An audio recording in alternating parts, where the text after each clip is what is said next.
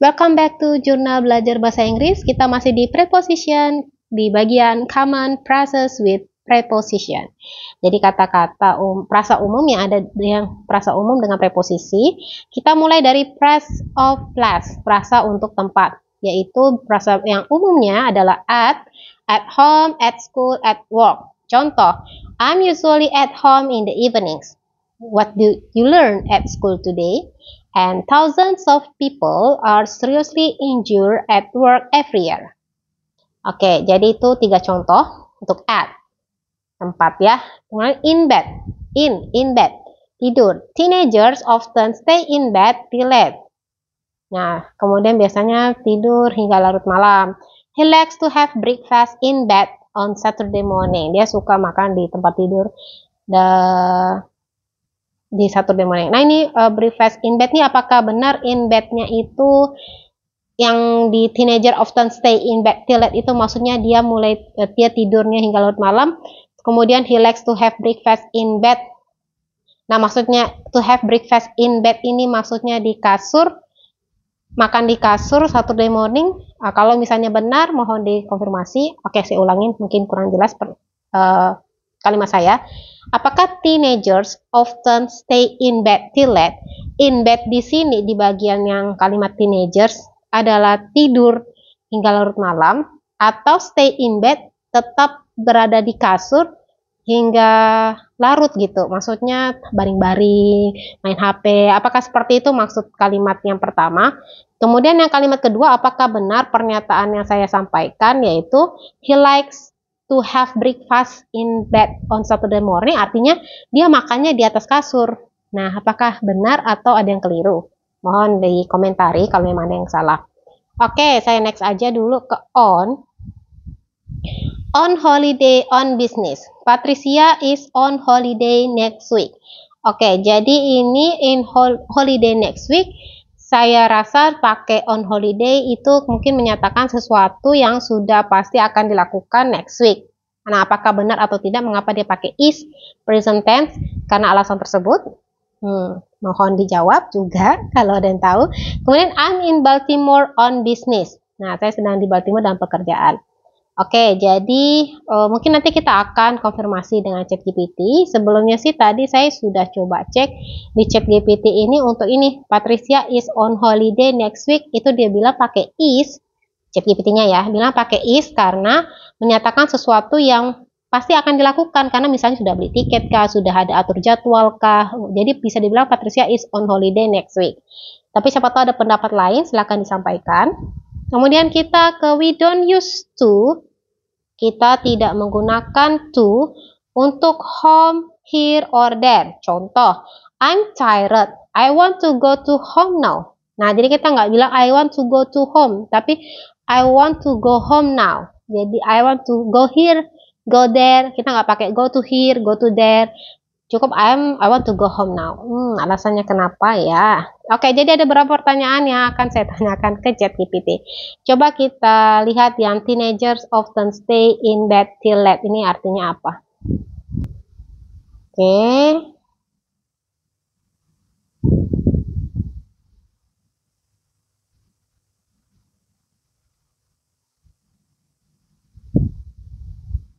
Nah, ini kebiasaan, berarti ya betul ya, masih berbaring-baring tempat tidur sampai larut, entah main HP atau apa begitu. Nah, sekarang kita lihat yang ini.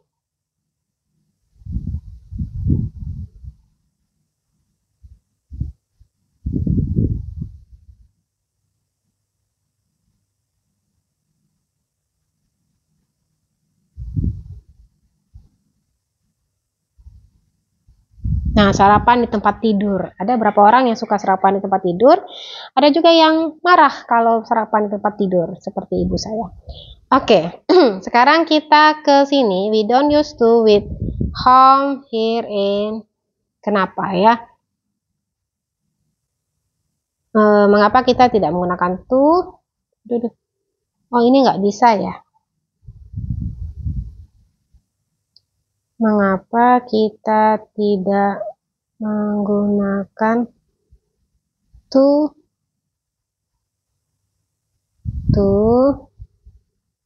untuk home, here, and there. Oke, kita lihat. Kita tidak menggunakan to sebelum home, here, dan there karena dalam tata bahasa Inggris kata-kata tersebut sudah dianggap cukup jelas menyampaikan arah atau tujuan tanpa perlu tambahan preposisi to. I'm going home. Oke, ini karena sudah jelas ya. Jadi to tidak diperlukan. Oke, apakah benar penjelasan dari ChatGPT? Mohon dikomentari. Nah, sekarang kita the children are at school next week. Tadi sudah saya jawab ya. Bentar. Nah, the children are at ya, kalau tempat at school. Where are you going on holiday this year? Oke, kita lanjut ke process of time.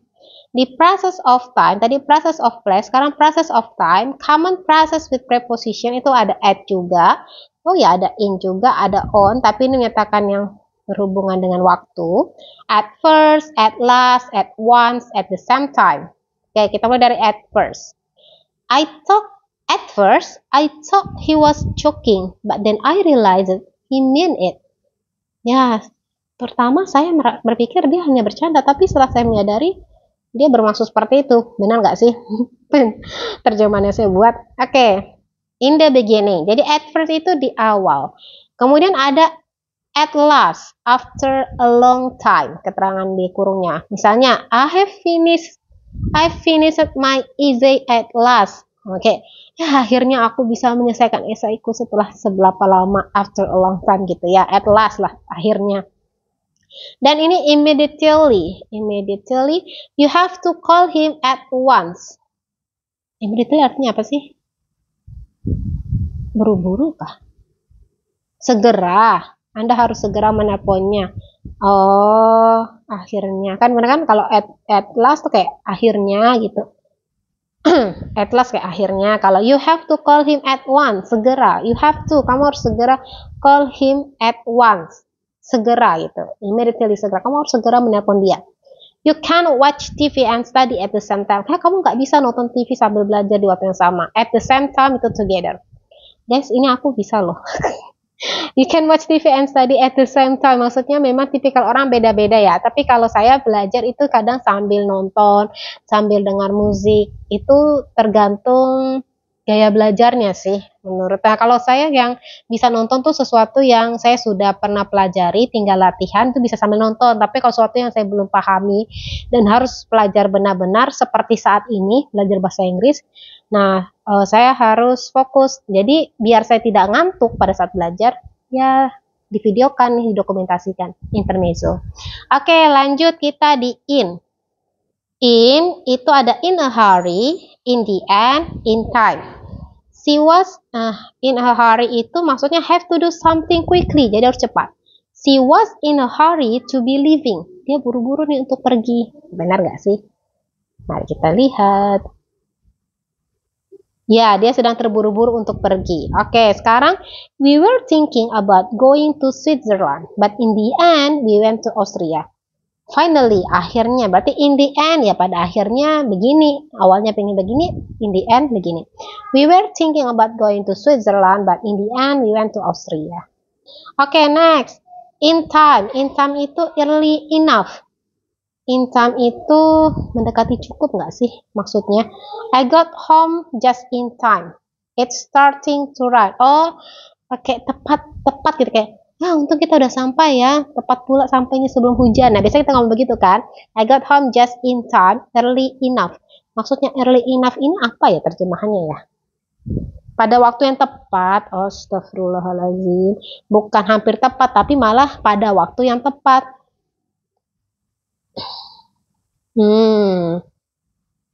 Itu at the right time, sorry, salah baca. Soalnya nih, cukup awal. Benar kan, cukup awal. Tuh, error nih. Sore error. Oke, saya ulangin ya. In time, itu maksudnya cukup tepat, cukup awal. Jadi, ya untung kita datangnya cukup awal. Karena ini sudah mau hujan. Begitu ya. I got home just in time, it's starting to rain. Ya, saya datang ke rumahnya untung cukup awal, misalnya ini cukup awal, jadi tidak kena hujan karena ini hari sudah mulai hujan. Nah, on time itu pada waktu yang tepat. Nah, ini on time Kita sering dengar ya on time ya, datang ya on time ya, tapi ngaret, tetap aja jam karet. Oke, last year, 89. Last year, 89% of Southeast trains left on time. Jadi, dia keretanya itu tahun lalu 80% itu tepat waktu, at the right time. Oke, sudah kita ke kuis. The ambulance arrived almost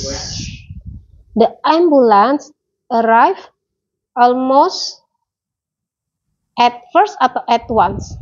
At once ya. The plane left on time. Okay, next other common phrases. Ada common phrases lainnya. Contoh, sebentar, saya geser dulu ya. Nah, biar ke sini.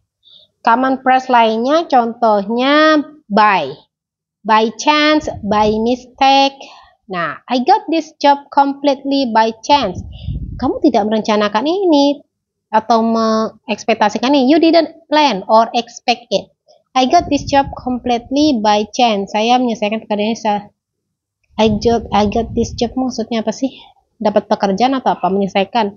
Saya mendapatkan pekerjaan ini secara tidak sengaja. Oke, kemudian saya telah menyertakan dua kali secara tidak sengaja. Kemudian ada I have paid this bill twice by mistake. Nah, jadi bisa bilang by chance. Kalau ini by mistakes, ini lebih ke arah yang positif ya. By chance, maksudnya dia dapat kalian I have paid this bill twice by mistake. Jadi dia membayar billnya dua kali karena kesalahan. Kamu tidak bertujuan untuk melakukan itu. You didn't intend to do it gitu.